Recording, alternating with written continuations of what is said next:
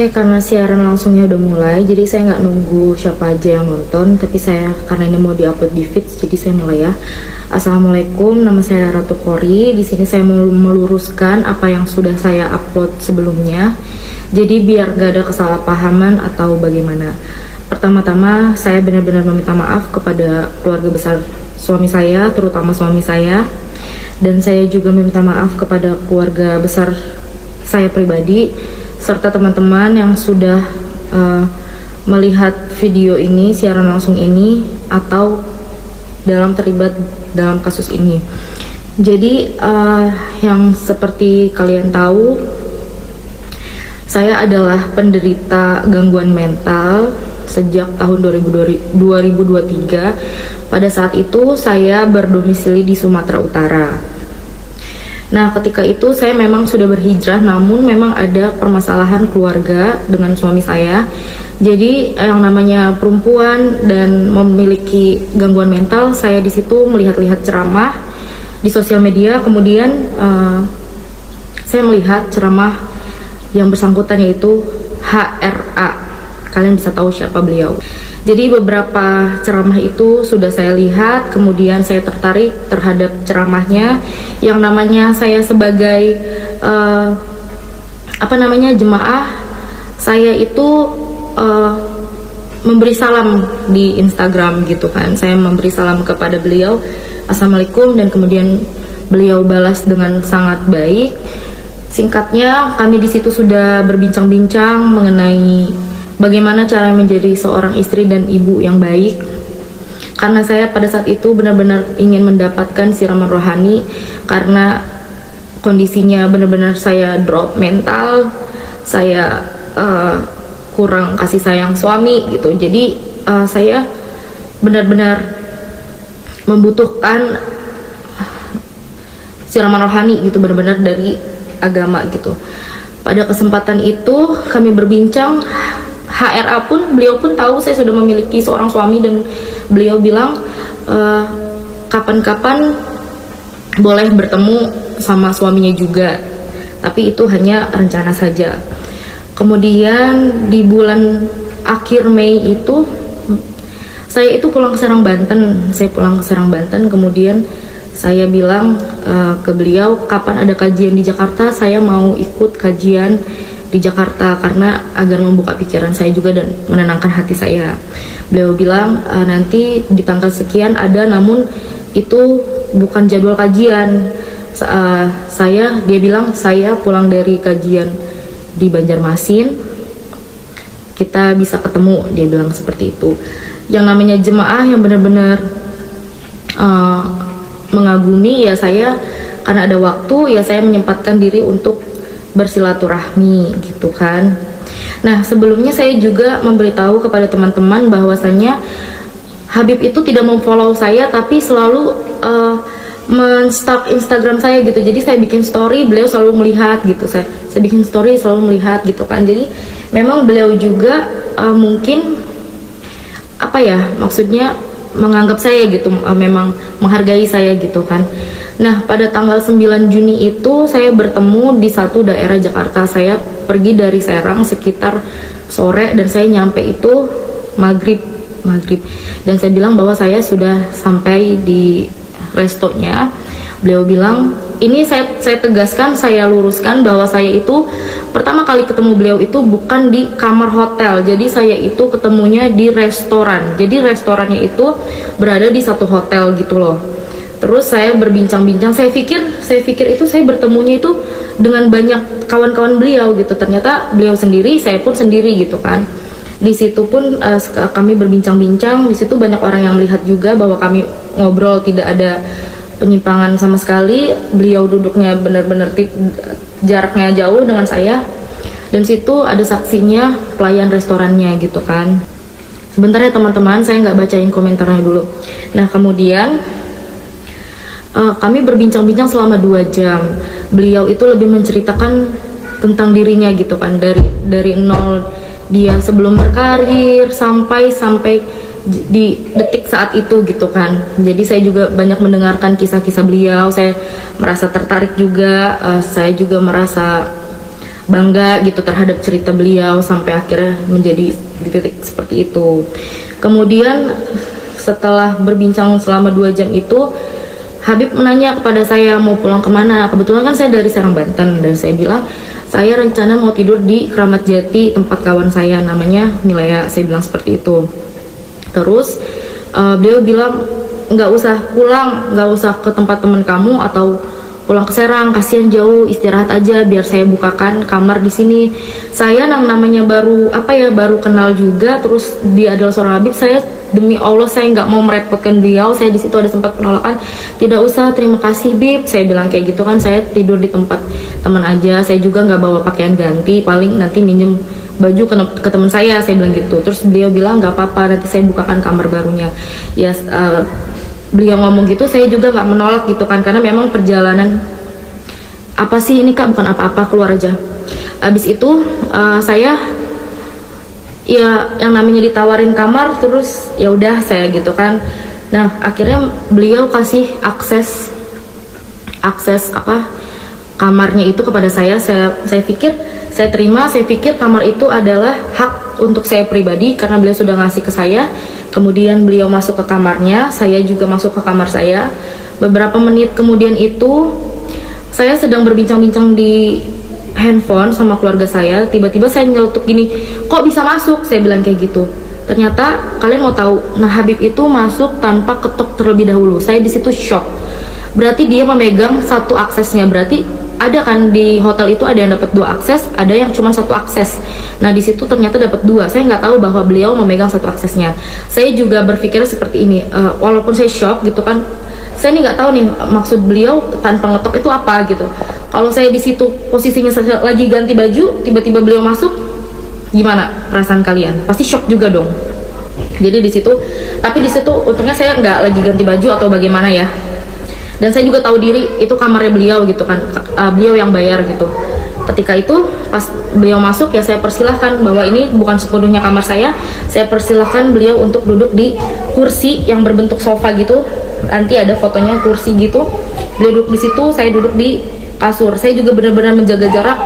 Saya itu gini ya, walaupun saya senang gitu, walaupun saya sadar diri, saya juga tahu bahwa beliau ini seorang Habib gitu kan. Saya ini benar-benar berkata-kata aja tuh benar-benar di sharing, benar-benar takut gitu, nggak mau yang salah-salah ngomong atau bagaimana. Walaupun beliau bilang santai aja gitu kan, santai aja.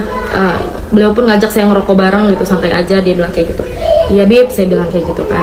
Nah setelah itu dia bilang lanjutkan obrolannya. Nah waktu di bawah itu kan obrolannya itu lebih ke tentang beliau dari masa zaman dahulunya gitu kan. Nah di sini itu dia bertanya kepada saya, kenapa Kori bisa depresi?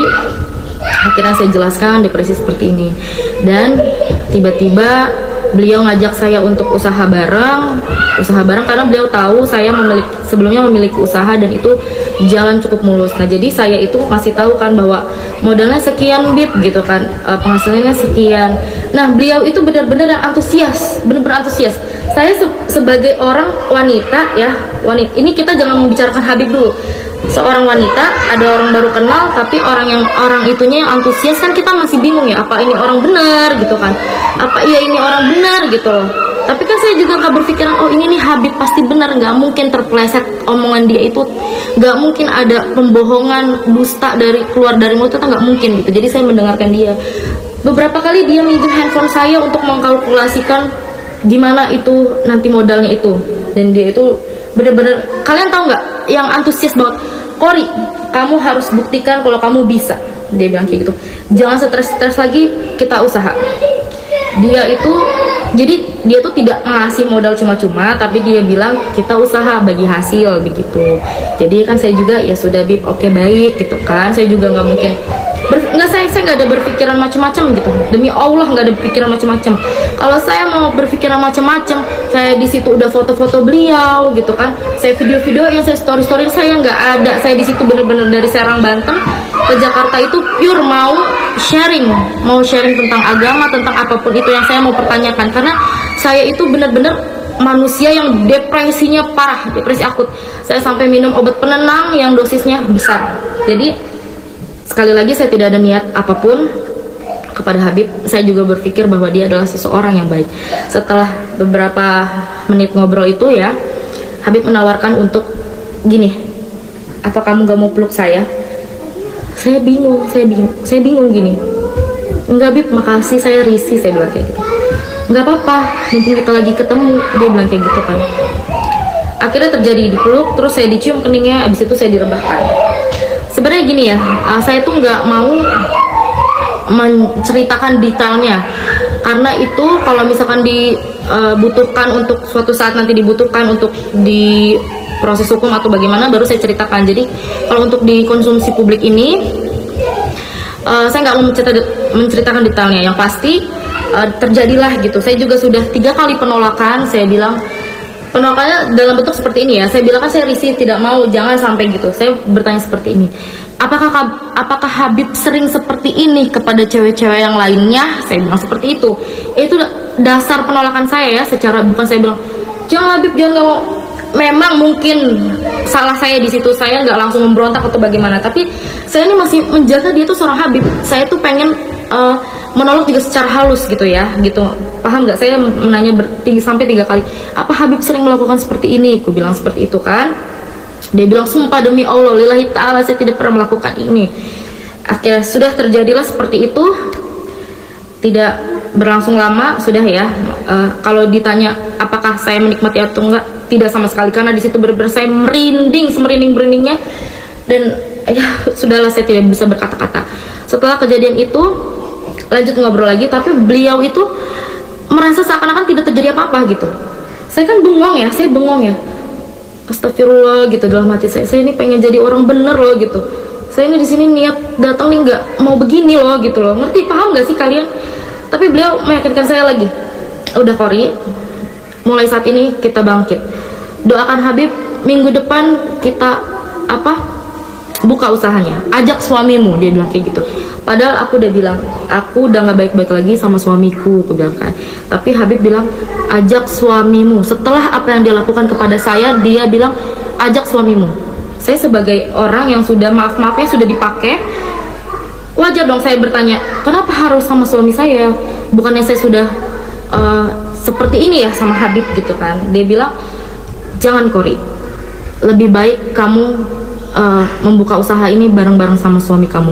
Saya mau kamu dengan suami baik-baik saja, saya juga mau baik-baik saja dengan istri saya. Saya mau di lain kesempatan, saya mau ngenalin kamu ke istri saya, bahwasannya kamu adalah seorang jemaah yang saya percayakan untuk berbisnis dengan saya. Beliau bilang seperti itu. Dan saya bingung, kok maksudnya gimana Bib? Kita selingkuh di belakang apa bagaimana? Ya kurang lebih seperti itu lah, kalian paham. Dia pengennya saya baik-baik aja dengan suami, dia pun sama istri begitu, tapi di lain waktu kalau kita berjumpa seperti itu lagi gitu. Saya merasa astagfirullah dalam hatiku kan, tapi yaudahlah namanya. Di situ kita menyerap apa yang kita dapat, tapi kita diam aja dulu karena di situ kan Habib masih baik. Dan Habib bilang, saya mau ke kamar dulu, dia bilang kayak gitu kan. Nah aku pun izin, Bib, saya mau izin bahwa saya ingin ngajak teman saya untuk tidur di sini, namanya Milea. Habib mengizinkan, silahkan untuk menemani kamu tidur di sini. Ya terima kasih semuanya. Kemudian sekitar setengah jam kemudian datanglah Milea dan saya ajak ke kamarnya. Ketika Habib tahu yang tadinya bolak-balik masuk ke kamar saya tinggal buka aja karena dia memegang aksesnya, ketika beliau tahu di kamar ada teman saya, kemudian dia langsung ketok. Saya bukakan. Beliau sempat ketemu teman saya dan berbincang-bincang juga sama teman saya, basa-basi gitu, namanya siapa? Milea gitu kata temanku kan. Kerjanya gimana, di mana gitu-gitu. Iya, Milea nanti ikut aja sama Kori. Nanti Habib mau modalin Kori, Milea bisa ikut sama Kori, bisa usaha. Karena di situ maafnya Milea ya, Milea juga posisinya memang janda gitu kan. Jadi Habib pun kayaknya mensupport untuk itu gitu kan.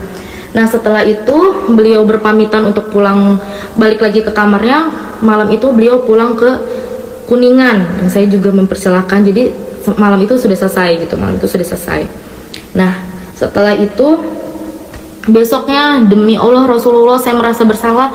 Saya langsung chat suami saya bilang, ya kita berpisah aja.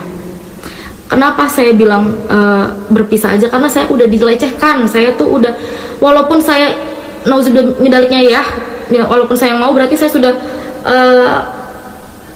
melukai hati suami saya dong gitu ya, menduakan dia. Jadi saya di situ demi Allah masih ada buktinya. Di esokan harinya saya minta talak, ditalak di hari itu juga ditalak oleh suami saya. Tapi suami saya belum tahu bahwasannya saya diperlakukan seperti itu gitu kan. Esokan harinya Habib masih ngechat saya gitu. Dia pun selalu ngomongnya gini loh, saya kan selalu pengen tahu kabar beliau gitu, tapi beliau responnya, Kori doakan saja minggu depan semoga cair gitu-gitu. Jadi beliau itu lebih ke menenangkan saya untuk kita usahanya jadi nih, doakan Habib gitu. Padahal saya itu nggak ke situ arahnya gitu loh, saya nggak ke situ. Saya tuh minta pertanggungjawaban, saya hancur loh sama suami saya gitu, saya sekarang jadi janda loh gitu. Terus ya dia sama istrinya baik-baik aja gitu kan. Terus akhirnya udah nih ceritanya beliau juga di sini ada nanya kayak, Kori where are you gitu kan, mungkin dia mau ketemu lagi dengan saya gitu kan. Ada yang ngechat aku tuh di tanggal 22 Juni, Assalamualaikum Kori where are you, di sini kan. Aku bilang aku baru pulang sampai Serang. Aku bilang Habib di Jakarta, dia bilang Habib di Bekasi, ini sore juga balik ke Kuningan. Dan dia ada nelpon 11.04 berakhir 11.06, 2 menit itu dia bilang lagi, Kori doakan Habib usahanya semoga bisa langsung dibuka, dia bilang kayak gitu kan. Dia selalu bilang usaha, yang mana saya itu benar-benar enggak mengharapkan itu gitu. Saya nggak mengharapkan itu, saya cuman ya Allah, ini kehidupan gue selanjutnya bagaimana ini ya Allah gitu loh. Paham gak sih guys? Di tanggal 25 Juni dia bilang, Assalamualaikum Kori, Habib boleh minta nomor rekeningnya, Insya Allah pulang dari Banjarmasin udah boleh mulai, Insya Allah doain aja ya. Tuh lagi-lagi untuk usaha, ya udah gitu kan. Bahwa kalau dia memang ada niat untuk bertanggung jawab, ibaratnya gini, saya sudah menjandakan seorang perempuan, saya akan bertanggung jawab untuk kasih modal. Mungkin itu tanggung jawab dia, sebisa dia seperti itu gitu kan ya. Terus akhirnya di tanggal 30 Juni dia minta saya untuk, Kori minta nomor HP-nya boleh. Yang sebelumnya itu memang kita tidak pernah chattingan di, maafnya WA, di Line, di yang lain sebagainya, hanya di Instagram gitu kan. Tapi beliau tidak ngechat saya sama sekali. Singkat cerita, suami saya tahu kejadian kebenarannya seperti apa. Suami saya langsung terbang ke Jakarta dari Medan, ninggalin usahanya, tuh usaha dia ditinggalin. Gak ada ya, demi Allah gak ada suami yang rela istrinya digituin. Coba kalau misalkan ada kalian di sini, para laki-laki yang rela istrinya digituin, hebat kalian. Ini suami saya juga menahan-nahan. Suami saya sudah melayangkan somasi kepada pihak yang terkait. Lalu balasannya yaitu adalah fitnah, katanya fitnah gitu kan, bahwa dalil-dalil tersebut fitnah. Sekarang saya bilang ke kalian lagi, demi Allah Rasulullah, mau kita sumpah apapun, dimanapun, dengan siapapun, saya berani bersumpah, asalkan sama beliau. Untuk apa saya menjelek-jelekan diri saya membuka aib saya sendiri, keluarga besar saya malu, keluarga besar suami saya malu.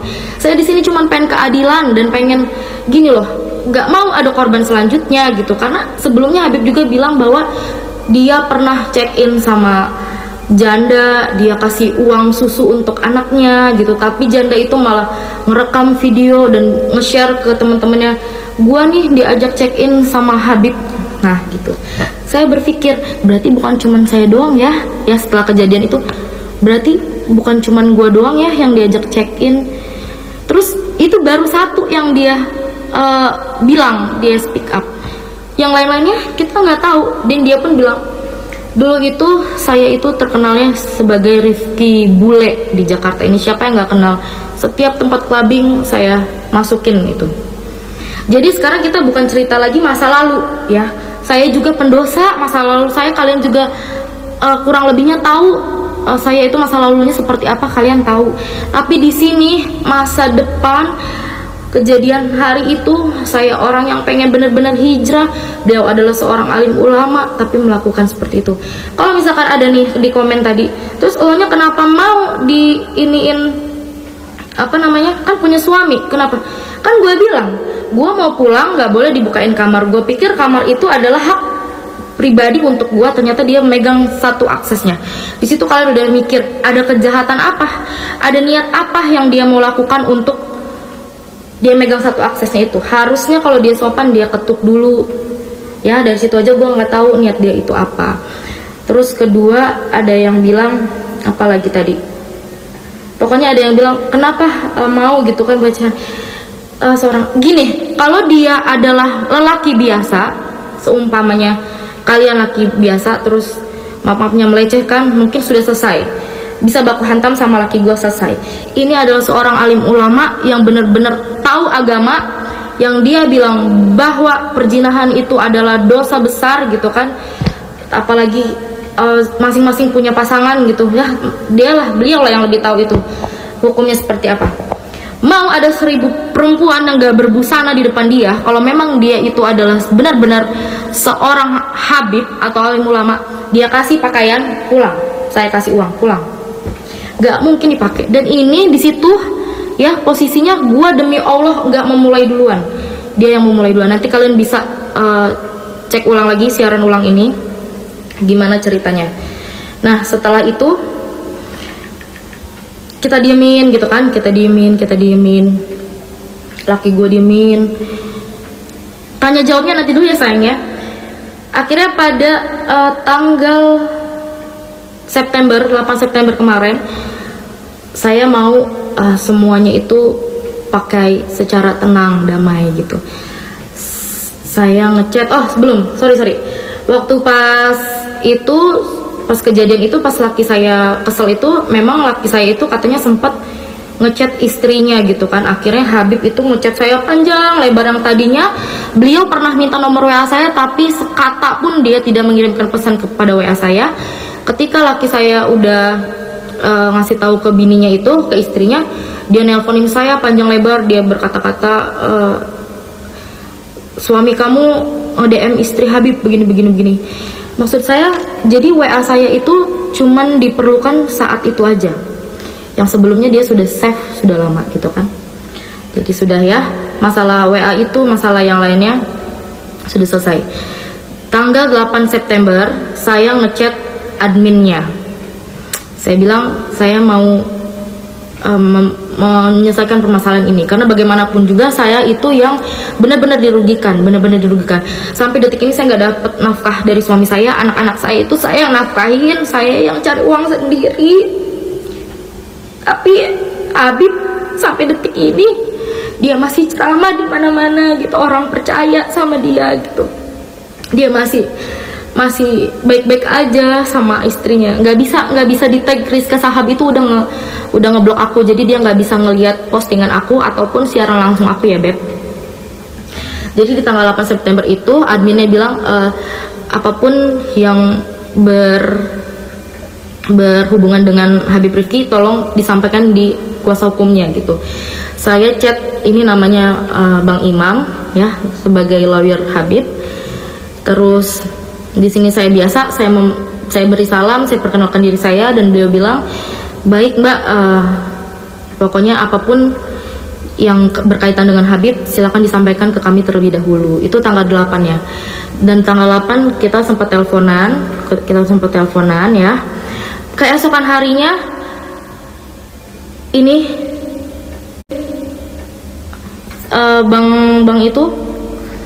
Bang Imam itu ngechat saya, katanya kalau siang ini kita bertemu di daerah Taman Mini gimana? Ntar tempatnya saya kasih tahu. Ada itikat baik untuk bertemu dengan saya ya kan. Jadi tanggal 9 itu kami bertemu di Taman Mini. Mereka berempat, salah satunya adalah Bapak Radin Reja kalau tidak salah. Dia yang meluruskan kasusnya Vina Cirebon kalau tidak salah ya. Jadi saya pikir Habib ini ada niat baik, karena sudah ibaratnya maksudnya kuasa hukumnya berempat, saya sendiri. Saya di situ menjelaskan segala macam. Saya bilang Mereka bertanya apa sebenarnya tujuannya untuk ini. Saya bilang saya butuh keadilan aja sih gitu kan. Tapi kan Habibnya nggak mengaku bahwasannya katanya fitnah. Berarti saya bilang, untuk apa sih saya memfitnah dan bikin-bikin seperti ini gitu? Apa untungnya buat saya gitu? Untungnya tuh nggak ada buat saya. Nama saya jelek ya kan? Bener nggak? Saya pasti dihujat. Terus saya kayak gini pasti kena UU ITE. Bener nggak? Saya juga nggak tahu nih ya. Terus saya bilang, saya cuma pengen semuanya damai. Saya juga nggak mau nama Habib jelek. Saya bilang kan, saya mau rumah tangga saya baik-baik aja lagi dengan suami saya gitu. Tapi di permintaan ini tuh saya cuma pengen dipertemukan oleh Habibnya aja. Pertemukan Habib dengan suami saya, udah itu aja. Poin-poin selanjutnya entah bagaimana nanti setelah poin 1 itu terlaksanakan dulu. Pihak mereka mengiyakan ya. Pihak mereka mengiyakan, lalu kemudian sudah ceritanya berbincang-bincang lama sekali ya, sekitar beberapa jam. Akhirnya sudah mereka pulang segala macam. Akhirnya kan saya juga butuh kepastian nih. Saya nggak mau ketemu pengacara cuma gitu aja. Buat apa? Sia-sia dong, mulut gue sia-sia dong ngomong kayak gini, ngapain gitu kan. Akhirnya aku nanya lagi nih gimana kejelasannya segala macam. Ternyata tetap digantung. Dia bilang nanti saya sampaikan kepada Habib gimana gini. Buat apa sih kalau gitu datengin 4 pengacara itu buat apa kalau ujung-ujungnya sama aja. Terus di sini juga saya udah bilang kok, saya ini sebelum speak up ini saya udah bilang ya, saya udah bilang saya tegaskan lagi, ini bukan ancaman tapi ini penawaran. Kalian memilih untuk menyepelekan saya dan memilih untuk poin terakhir. Terima kasih. Jadi saya ini di sini kalau misalkan nanti dibilang saya pencemaran nama baik atau segala macam, saya nggak terima karena ini saya sudah banyak buktinya. Saya udah bilang saya penawaran secara baik-baik aja, ayo ditemuin gimana. Sekarang jangan ngebahas sebagai Habib deh, sebagai laki sama laki, ketemu aja dulu gitu. Lu ibaratnya di situ lu minta maaf, lu ngakuin lu minta maaf nih ya. Abis itu lu mau berantem kayak di situ terserah gitu. Yang penting lu udah mengakui bahwa lu tuh salah. Tapi di situ dia malah bilang bahwa itu adalah fitnah. Wey, ngapain gue fitnah-fitnah? Oke. Jadi terakhir ini itu makanya gue speak up itu karena dari pihak merekanya benar-benar udah nggak mau lagi gitu ya. Jadi gue itu nggak mau ngomong kayak gini, nggak mau ada korban selanjutnya lagi. Gue bukan cuman HRA aja ya, mungkin ada banyak oknum-oknum berkedok agama yang melakukan ini, karena gue juga udah tahu dulu tuh ya, mungkin Habib yang besar itu ya, entah, gue nggak mau nyebut nama, pernah bermasalah seperti ini lagi. Ternyata ini adalah ini menimpa ke gue pribadi gitu. Jadi gue ngerasa jangan sampai ada yang kayak gue, apalagi yang sebelum-sebelumnya itu mungkin mereka nggak berani speak up karena mereka lemah segala macam. Kalau gue tidak, gue mau menegakkan kebenaran. Terus ada juga yang ngomong, emang nggak takut ya UU ITE? Enggak takut, gue lebih takut sama siksa api neraka di sana ya, di akhirat nanti, karena gue tahu kebusukan seorang alim ulama bagaimana. Tapi gue gue malah diem aja gitu, gak speak up apa-apa.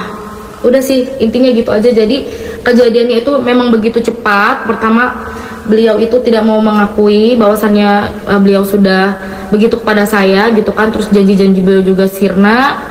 Terus kak maaf ketinggalan, emang ketemu di hotel Habib yang ngajak, apa emang kakak minta pengobatan gitu, ngajak mediasi di hotel? Nggak ada. Lu dengerin siaran langsung gua, makanya ini mau gua taruh kan, mending aku Habib dibanding aku Nabi. Bukan alim ulama, dia dukun kelamin.